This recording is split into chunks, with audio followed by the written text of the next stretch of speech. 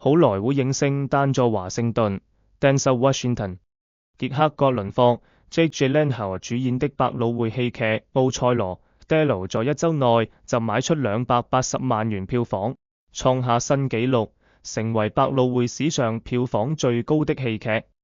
丹佐華盛頓說：這是本世紀最令我興奮的事，認真的，我從沒有像這次一樣對我所做的事如此激動。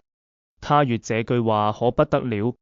丹佐華盛頓曾憑藉電影《光榮戰役》（Glory）、震撼教育 （Training Day） 拿下2座奧斯卡獎，被譽為21世紀最偉大的演員之一。不過，在稱他為好萊塢演員之前，可得小心。丹佐華盛頓曾問到好萊塢演員的定義是什麼？我本人來自分龍山 （M. Renan）， 所以我是一名分龍山演員。我不知道好萊塢代表什麼，是指在電影界有名的人，是指一名電影演員擁有巨大的成就。他自我定義，我是拍電影的舞台演員，而不是演舞台劇的電影演員。我是從舞台劇開始演起，我在舞台上學習怎麼演戲，而不是在電影裏。電影是電影製作人的媒介，演員拍完電影就走了，他們再剪輯在一起，然後加上音樂，做所有幕後工作。劇院則是演員的媒介，布幕拉起來後，沒有人可以幫你。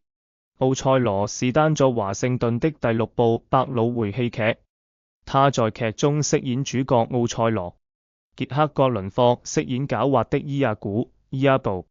莎士比亞約於1604年創作奧賽羅，百老匯的版本將背景設在近代，融入創傷後壓力症候群 （PTSD） 等現代主題。